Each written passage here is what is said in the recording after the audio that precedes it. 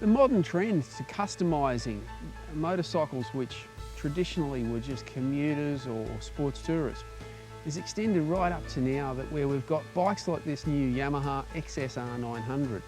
Now it's very heavily based on the MT-09, which in itself has been a very successful bike that is a lot of fun, very powerful and very capable and very versatile.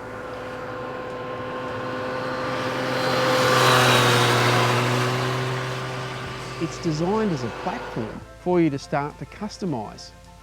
Now, some people are going to look at this bike and go, what is it? Now, it really is a modern motorcycle. It's got, all sorts of modes, it's got ABS, and it's got 115 stonking horsepower.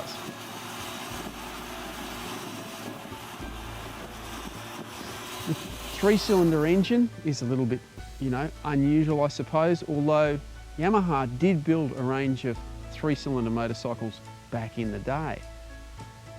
So if you go and do some research on this bike, the XS in the XSR, well, that's a very traditional name for a lot of Yamahas back in the day, the XS650 being the most common of those.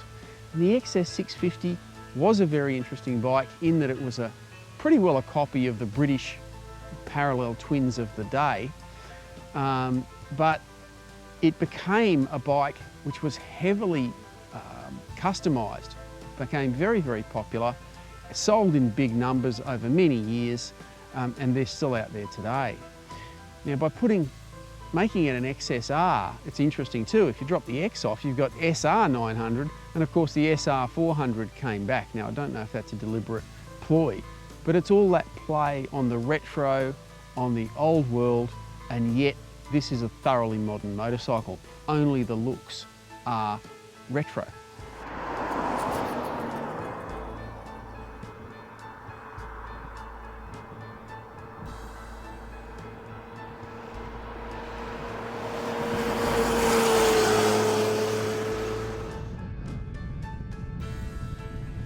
And because of that, you've got a very, very capable motorcycle, as well as one that's very, very interestingly styled.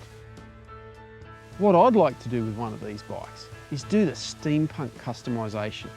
Now, the steampunk movement combines sort of steam engine style imagery with science fiction, and it can be really, really radical and really, really interesting, and it's just a really cool looking artistic style.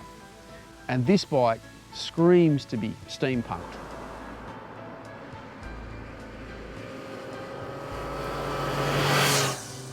But beyond that, what have you got? You've really got a bike which goes, stops, handles. You could use it for commuting, you could use it for sports riding, you could use it for everyday rides. You could possibly go touring on it too, although straight out of the showroom floor, there's not a lot of touring accessories available, but there are a heap of customisation bits if you want to dress it up and make it look good. We're really impressed with this machine. It's an awful lot of fun. Now, is it a styling exercise that will disappear in a few years' time? Who knows?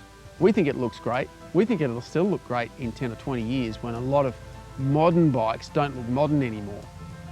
So from that perspective, I think this is a bike you could buy. If you love the style, you could keep it for a very long, long, long time.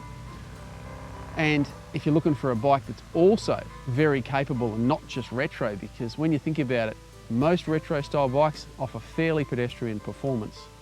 This doesn't. This absolutely stonks. It's got a lot of power, a lot of fun, and yet it looks like you've customised it when you wheel it off the showroom floor.